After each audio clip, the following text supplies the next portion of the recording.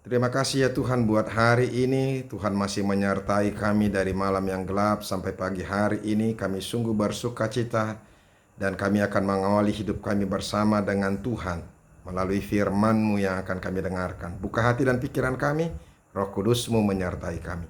Di dalam nama Yesus Kristus kami berdoa. Amin. Shalom Bapak Ibu Saudara-saudaraku yang dikasihi Yesus Kristus. Salam berjumpa kembali. Selamat bertemu dalam renungan firman Tuhan yang menjadi sapaan bagi kita untuk hari-hari kehidupan kita.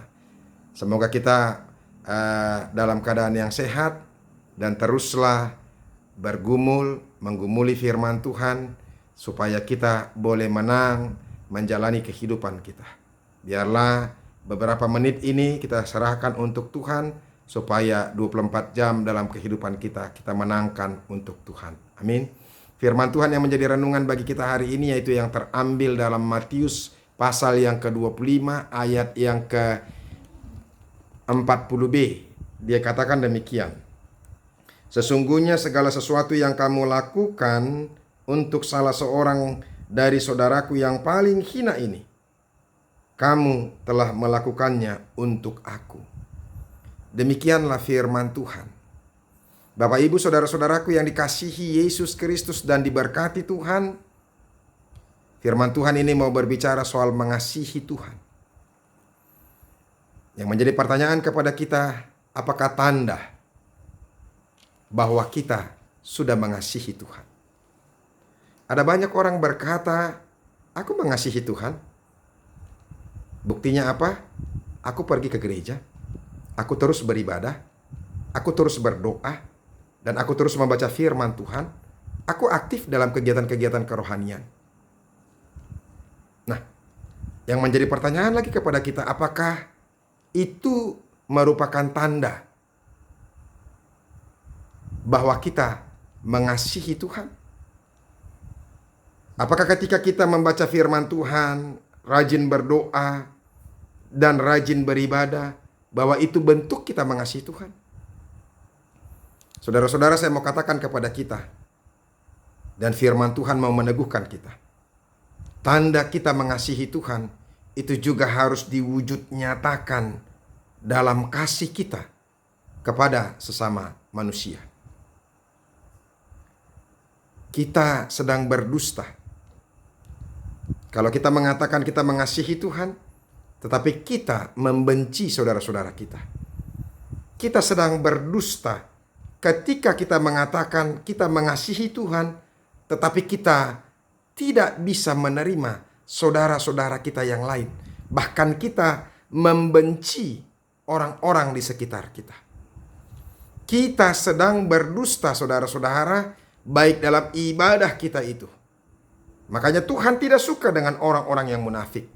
Orang-orang yang berlagak dia lebih kudus. Orang-orang yang terlihat dia adalah orang yang beribadah. Sementara hatinya penuh dengan kebencian, hatinya penuh dengan iri hati. Tuhan mau supaya orang yang datang beribadah kepadanya, yang mengasihi Tuhan, yang mencari Dia, adalah juga orang-orang yang mau mengasihi sama manusia. Itu yang saya katakan tadi, saudara-saudara, kita sedang berdusta. Kalau kita mengasihi, kita mengatakan kita mengasihi Allah, tetapi kita membenci saudara-saudara kita yang lain. Dan itu yang dikatakan oleh 1 Yohanes 4 ayat yang ke-20 itu. Dia katakan, jikalau seorang berkata aku mengasihi Allah dan ia membenci saudaranya, maka ia adalah pendusta. Karena barang siapa tidak mengasihi saudaranya yang dilihatnya, tidak mungkin mengasihi Allah yang tidak dilihatnya. Jadi saudara-saudara, tanda kita mengasihi Allah yang tidak pernah kita lihat itu, kita harus mewujud nyatakan dalam kasih kita kepada orang yang kita lihat. Jadi kita sedang berdusta saudara-saudara ketika kita sering beribadah, kita berdoa, kita membaca firman Tuhan, tapi kita membenci orang tua kita. Kita menelantarkan orang tua kita. Kita sedang berbohong, kita sedang bermunafik di hadapan Tuhan atau di hadapan orang lain. Ada begitu banyak orang-orang gereja yang terlihat adalah orang-orang yang baik. Terlihat adalah orang-orang yang kudus. Aktif di gereja, menjadi song leader, menjadi pembicara, seperti hamba Tuhan, menjadi pendeta, menjadi sintua, menjadi apa itu, pengerja-pengerja gereja juga. Tetapi kasihnya tidak ada. Ada orang yang pintar sekali memberikan firman Tuhan, ya. Bahkan kadang-kadang zaman sekarang ini ada begitu banyak orang-orang yang mau memberitakan firman Tuhan, walaupun kadang-kadang dia berbohong. Ya, ada orang yang mampu mengirimi satu renungan yang dia katakan di situ itu adalah namanya, padahal itu dia ambil dari orang lain. Dan ada juga orang yang sering sekali memberikan firman Tuhan, mendengarkan firman Tuhan, orang berbicara tentang Tuhan, tetapi hatinya sangat-sangat jauh dari Tuhan. Dan kita berupaya untuk menutup-nutupi diri kita, seakan-akan kita sungguh-sungguh mengasihi Tuhan. Dan saudara-saudara, firman Tuhan ini sedang datang menegur kita, mengingatkan kita. Ya, makanya dia katakan saudara-saudara melalui firman Tuhan ini, ya, ayat 40 ini, 40b, sesungguhnya segala sesuatu yang kamu lakukan untuk salah seorang dari saudaraku yang paling hina ini, kamu telah melakukannya untuk aku. Itu. Jadi ketika kita betul-betul mengasihi Tuhan, maka kita harus mewujud nyatakan dengan kasih kita kepada orang-orang di sekitar kita, terlebih orang-orang yang miskin, orang-orang yang hina, orang-orang yang marginal atau termarginalkan, orang-orang yang tidak memiliki apa-apa, orang-orang yang tidak dihargai oleh orang-orang di sekitarnya.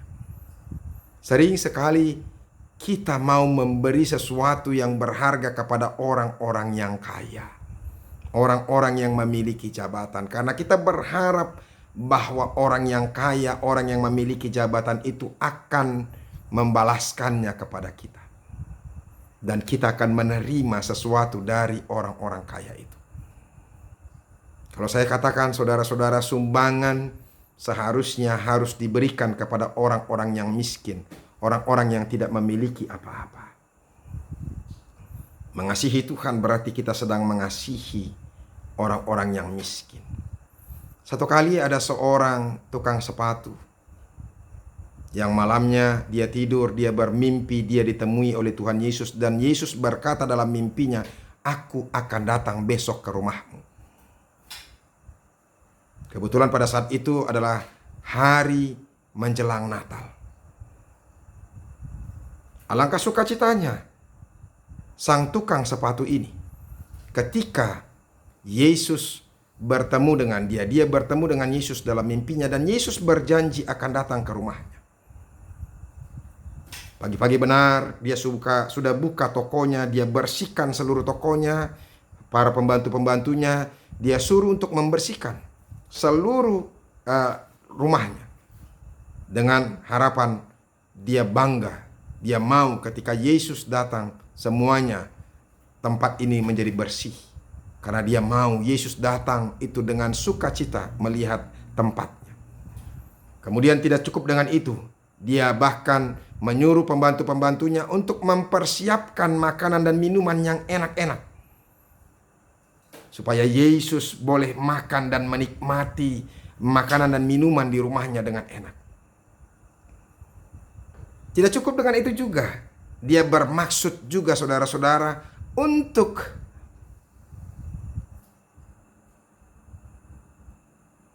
membuat sepatu, memberikan sepatu kepada Tuhan Yesus.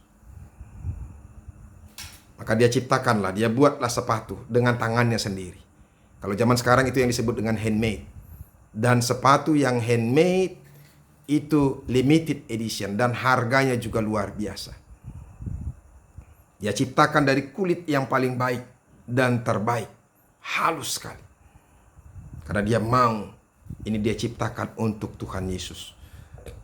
Dan dia bangga kalau bisa memberikan sesuatu kepada Tuhan Yesus. Kemudian setelah tokonya dibuka, dia menantikan Tuhan Yesus.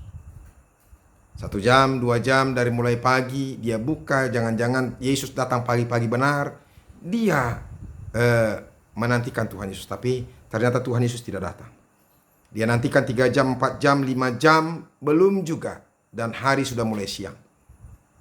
Ketika itu situasi sangat terik sekali matahari. Lewatlah seorang ibu yang tua renta dengan membawa beban. Karena sebegitu lelahnya dia duduk di emper daripada toko tukang sepatu itu. Kemudian tukang sepatu itu melihat ibu tadi, dia membantu orang tua itu untuk melepaskan bebannya yang dia bawa. Dia letakkan di tempat itu di bawah, kemudian dia mengatakan, "Ibu mau kemana?" "Saya mau ke tempat yang di sana." "Oh, masih jauh." Terus ibu itu berkata, "Bolehkah saya meminta minuman kepadamu?" "Oh, boleh ibu, boleh." Kemudian dia memberikan minuman dan dia juga memberikan makanan kepadanya. Dia bungkus makanan, dia berikan kepada ibu tadi. Kemudian ibu tadi makan di situ langsung lahap sekali. Kemudian setelah dia kenyang dan rasa hausnya, tenaganya sudah pulih, dia rasakan. Lantas dia permisi dari tukang sepatu itu. Dan dia bersyukur, berterima kasih sekali kepadanya karena sudah membantu. Kemudian setelah pergi, nenek tua renta itu, dia tunggu lagi. Siapa tahu Yesus akan datang siang atau sampai sore ini. Dia tunggu 1 jam, 2 jam, 3 jam, jam 3 sore. Tidak ada orang. Tidak datang Tuhan Yesus. Tapi ada seorang orang tua yang sudah rentah. Dan dia memakai sepatu, tapi sepatunya sudah mengangah. Kemudian dia ajak orang tua itu juga. Kali ini dia ajak orang tua itu makan masuk ke rumahnya. Dan dia suguhkan makanan minuman. Sebenarnya orang tua itu menolak. Tapi karena keramahan daripada tukang sepatu itu, dia mau. Dan dia menikmati makanan itu dengan lahap dan minum sepuasnya. Kemudian dia hendak pergi, tetapi ketika hendak pergi, dia melihat, tukang sepatu itu melihat, ternyata sepatu orang tua ini sudah rusak dan kakinya terluka. Kemudian kakek sebentar, dia suruh duduk, dia buka sepatu kakek itu tersebut, dia basuh sepatu kakek itu dan dia lap. Kemudian dia berikan sepatu yang dia sudah buat untuk Tuhan Yesus itu. Dia berikan kepada kakek itu. Ternyata sepatu itu pas sekali dengan kakek itu. Dan kakek itu merasa sukacita sekali. Sebenarnya dia malu dan tidak mau menerima. Tetapi karena kebaikan daripada orang tersebut, kasih yang sungguh-sungguh, ujungnya dia terima. Setelah semuanya terjadi, dia permisi dan bersyukur, mengatakan terima kasih yang luar biasa kepada tukang sepatu itu, sang pemilik toko itu. Lantas setelah kakek itu pergi, dia juga menunggu sampai sore. Siapa tahu Tuhan Yesus datang sore-sore sekali. Sebelum maghrib, ternyata ada seorang juga orang tua renta yang sangat miskin, ya mungkin seorang pengemis. Kemudian jubahnya dia lihat compang-camping, sudah robek-robek. Dan dia juga lapar. Kemudian dia sambut lagi. Dia berikan makanan dan minuman. Dan dia juga memberikan pakaian kepadanya. Demikianlah. Setelah itu sang orang tua itu pun juga pergi. Dan dia mengucapkan syukur juga, sama seperti orang yang pertama dan kedua tadi. Saudara-saudara, karena malam sudah tiba dan tidak akan mungkin lagi ada tamu, lantas sang tukang sepatu menutup tokonya. Saudara-saudara, pada malam harinya ketika dia berdoa, sebelum dia berdoa, dia sangat merasa kesal sekali kepada Tuhan. Ternyata Tuhan tidak jadi datang. Dia merasa bahwa Tuhan ingkar dengan janjinya. Tetapi ketika sebelum dia berdoa, dia mendengar satu suara. Dia katakan kepada tukang sepatu ini, "Terima kasih karena kau sudah menyambutku dengan begitu baik. Engkau begitu ramah. Engkau begitu penuh dengan kasih. Terima kasih sekali untuk sambutanmu yang luar biasa. Untuk membersihkan rumahmu yang bersih. untuk minuman dan makanan yang boleh aku nikmati, dan juga sepatu yang boleh kukenakan, dan itu cukup baik sekali. Kemudian dengan jubah dan baju yang kau berikan, sangat-sangat nyaman sekali aku pakai. Lantas sang tukang sepatu itu berkata, Tuhan, kapankah aku memberikan semuanya itu kepadamu?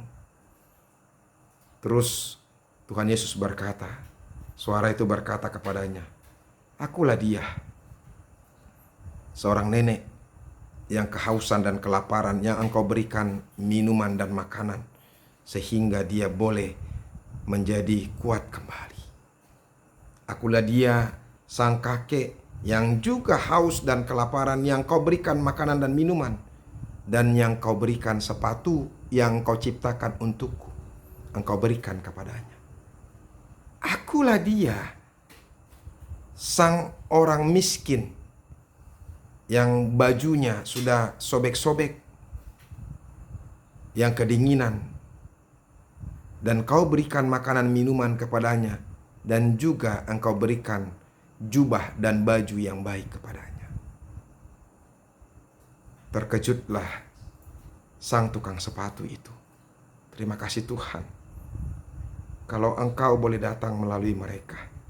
Dan terima kasih kalau aku juga bisa melayani mereka, dan engkau membuka hatiku sehingga aku bisa sungguh-sungguh mengasihi mereka dengan penuh sukacita.